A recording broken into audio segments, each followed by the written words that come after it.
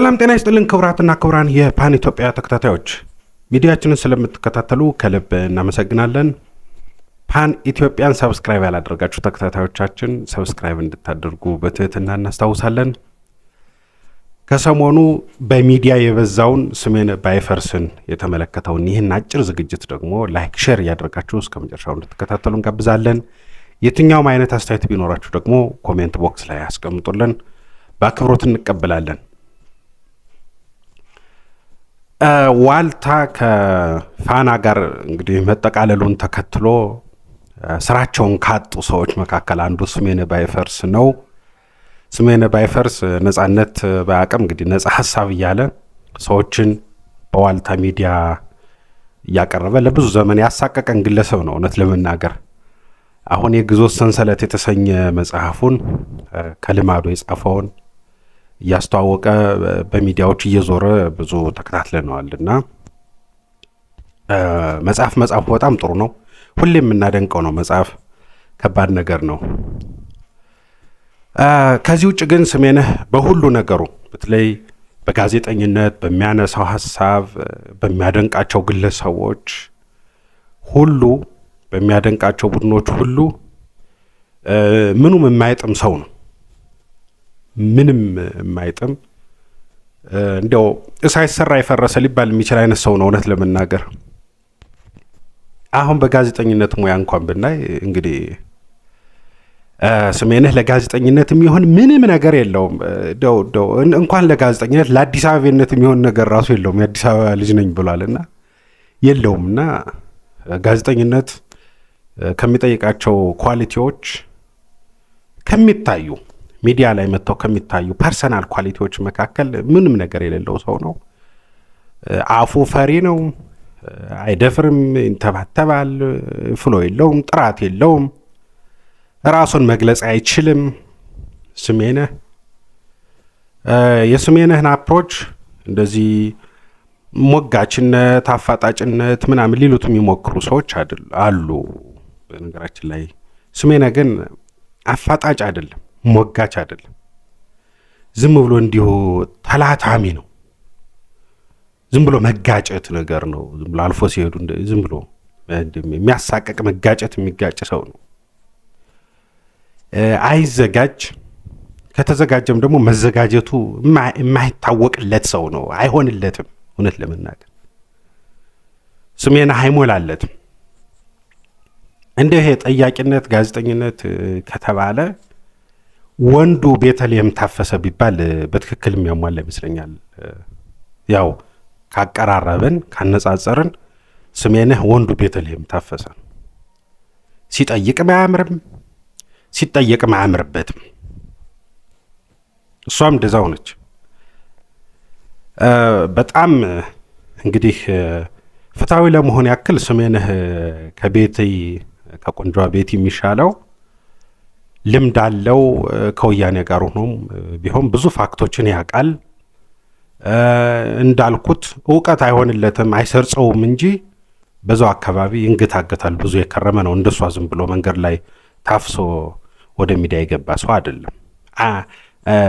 አይለዝብም እንጂ ስሜነህ ታሽቷል፣ ግን መለዘብ አይችልም። ምናልባት ከቤት የሚለየው በዚህ ነው። እንደው ለጥረቱ ለምኑ ለሚያውቃቸው ፋክቶች ልናደንቀው እንችላለን። በጠቅላላው ግን ለሚዲያ ማይሆን እውነት ለመናገር ከዋልታ መዘጋት ጋር ተያይዞ ሊነሱ ከሚችሉ ጥሩ ነገሮች መካከል አንዱ ሊባል የሚችል ነው የስሜነህ እንዲህ መሆን፣ ከስራ ትንሽ ራቅ ማለት ለጊዜው ከሚዲያው። ለወደፊቱ እንግዲህ በምን ይመጣል ምናይ ይሆናል። ፖለቲካ አይነት ነገር ሐሳብ እያለ ነው። ያው እንደሱ አይነት ሰዎች ነው ብዙ በፖለቲካ የሚመጡት። የሚፈልጉትን ማድረግ የሚችሉት እንደሱ አይነት በጣም ወጋሚ ሰዎች ናቸውና ምናልባት ሊሆንለትም ይችላል። እንደው የመርህ ሰው ነኝም ይላል ስሜነህ። እንደው ከመርህ አንጻርም ብናየው ከእውቀት ከምን አንጻርም የለበትም ስሜነህ። አብዮታዊ ዲሞክራሲን አውቀዋለሁ ይላል፣ ችግሮች የሚለውን ያነሳል። ግን አልገባውም። እንዳልኩት መርህም አልገባውም፣ አብዮታዊ ዲሞክራሲም አልገባውም፣ ወያኔም አልገባውም። አብዮታዊ ዲሞክራሲ ተብሎ ነጻነት ምናምን እሱ የሚለው ነገር የለም። የመጣ ልማት ምን የሚባል ነገር የለም።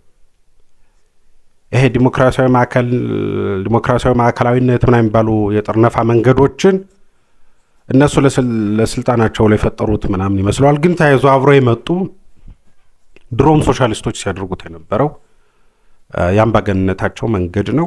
እንዲያውም ጥርነፋውን እንደ ነጻነት እጦት አይቆጥረውም። ስሜነህ አይገባውም። ከእኔ ከማዕከል የምሰጣችሁን አንድ ነገር በሉ ማለት እንጂ ነጻነት መውሰድ አይደለም ይለዋል። እንግዲህ ይሄ ዲሞክራሲያዊ ማዕከላዊነት ወደ በቀቀን ወደ ማሽንነት ነው የሚያወርድ ሌሎችን በህይወታቸው ሁሉ የሚመጣ ነገር ነው እና ከሱ የባሰ ነጻነት ነጣቂ የፖለቲካ መንገድ የለም። ይሄ ለስሜነህ እንዲያው አይገባው። ዲሞክራሲ ልማት ለሀገር ምናምን አምጥተዋል ምና እያለ ወያኔዎችን ብዙ ይዘባበታል፣ ብዙ ያወራል። ግን ያመጡት ምንም ነገር የለም በሀገሪቱ ላይ። የሀገሪቱን ሉዓላዊነት አጥፍተው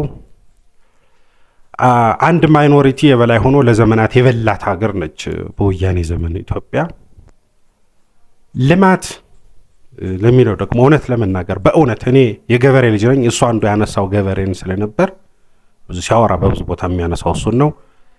ገበሬ አሁን ስታዩ ጫማ አድርጎ እንዲህ ልታዩ ትችላላችሁ። ገጠር ብትሄዱ ደግሞ ቆርቆሮ ቤት ሰርቶ ልታዩ ትችላላችሁ።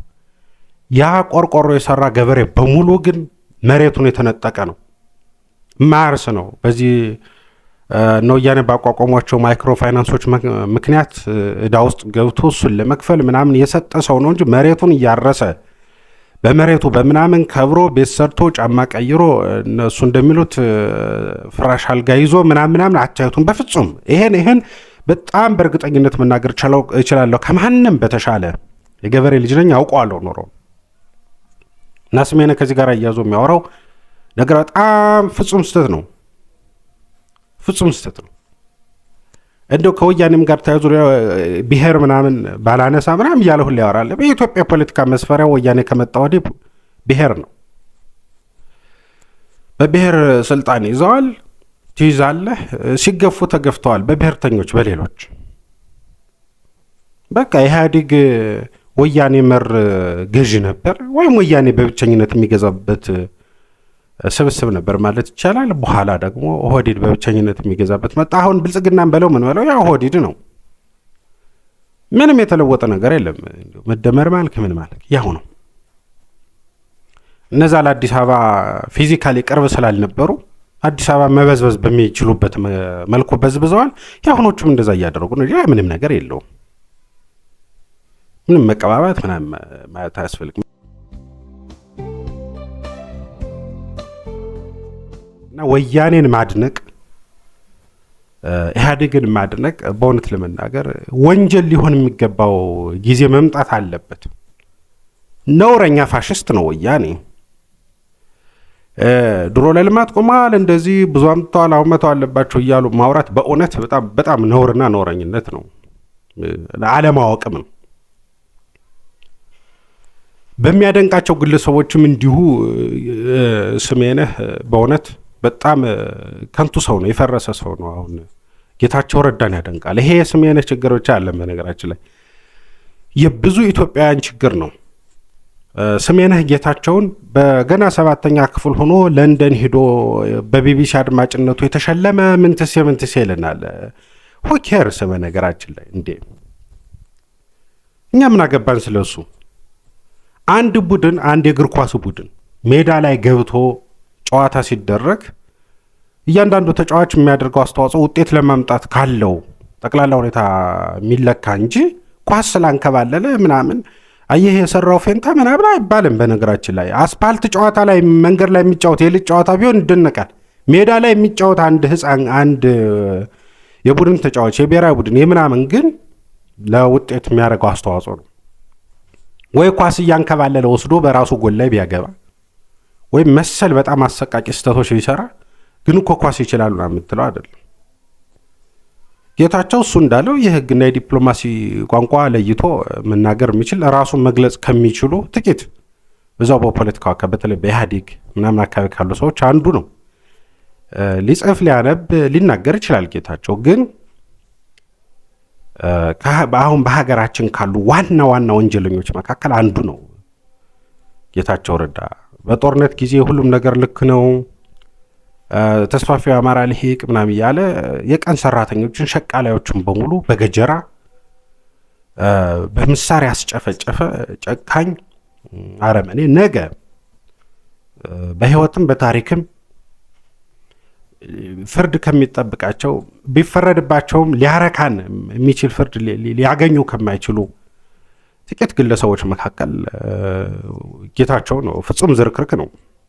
ከዛም በላይ በብዙ መልኩ እናውቀዋለን ጌታቸው እና ጌታቸውን ማድነቅ በራሱ በጣም ትልቅ ጥፋት ነው እና ሰውን ሲጀመር በጠቅላላ ስናደንቅ ላለበት ቦታ ቅድም እንዳልኩት አንድ ኳስ ተጫዋች ሲጫወት ለቡድኑ ምንድን ነው የሚያደርገው ነው እንጂ ላለበት ቦታ ምን አድርጓል ነው እንጂ እንዲህ የሆኑ ነገሮችን እንደ ሃይስኩለር መሆን የለብንም። ሃይስኩል ምናምን ኤሌመንታሪ እያለን አንድ ሰው የሆነ ጥሩ እንግሊዘኛ ተናጋሪ ምናምን ከሆነ ከክላሳችን እንደዚህ እናደንቃለን። እንዲህ አይነት ነው የኢትዮጵያ ሰዎች አደናነቀው። ነገራችን ላይ ይሄ መለስን የሚያደንቁ ሰዎች በጣም ብዙ እናነባለን ምናምን የሚሉ እነ ዘነበ ወላ ምናምን ዘነበ ወላ ይገርመኛል። አደንቀዋለሁ። ብዙ ጥሩ ጎን ያለው ሰው ነው። ብዙ ጊዜ አነሳዋለሁ ዝግጅቴ። መለስ እኮ ፈላስፋቸው ነበር ምናምን የሚለን መለስ የኢትዮጵያ ሉዓላዊነት ያጠፋ አንድ አረመኔ፣ በነገራችን ላይ ፍጹም ፋሽስት፣ ፍጹም ኢትዮጵያዊ ያልሆነ ሌባ፣ ሰልባጅ ፖለቲከኛ ነው እና እነዚህን ሰዎች እያደነቁ ለሀገር ጥቅም እንደሰጡ ማስመሰል ወይም የነሱ ጥሩ ነገር ጥሩ እንደሆነ ማስመሰል በጣም ነውር ነው። ነገራችን ላይ ነውረኝነት ነው። ስናደንቅ ሰዎች ላሉበት ቦታ ምን እያደረጉ ነው እንዴ? በግላቸው በነገራችን ላይ ብዙ ያነበቡ ብዙ ነገር መናገር የሚችሉ ብዙ የሚጽፉ ምናምን ሰዎች እኮ በያረቂ ቤቱ ምናምን ሞልተዋል። በጣም አሉ። በነገራችን ላይ ሞልተዋል። ያ ምንም አይደለም። ያ ለራሳቸው ፐርሰናል አቺቭመንት ሊሆን ይችላል። እንደ ሀገር ግን ስለ ሰዎች ስንናገር ካደረጉት አስተዋጽኦ ከሰሩ ስራ አንጻር ቢሆን ነው የተሻለ የሚሆን። ልክ የሚሆነው እሱ ነው።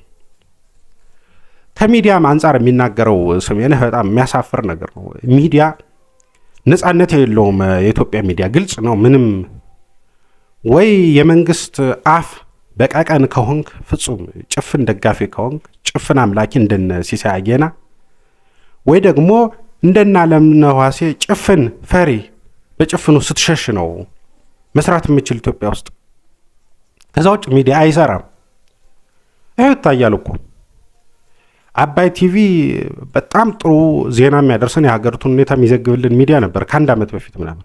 ከዛ በኋላ እሱን ለማጥፋት ከሚዲያነት ለመሰረዝ በተደረገው ርቀት ዋሻው እንደሚባልን ተራ ቧልት እንኳን ተከታትለው ጾታዊ ትንኮሳ ምናምን ስድብ ምናምን እስከዛ ድረስ አሳቃው አሸማቀው ዛሬ አባይ ቲቪን የካራምቡላ መጫወቻ አድርገውታል። በነገራችን ላይ የካራምቡላ መጫወቻ አድርገውታል።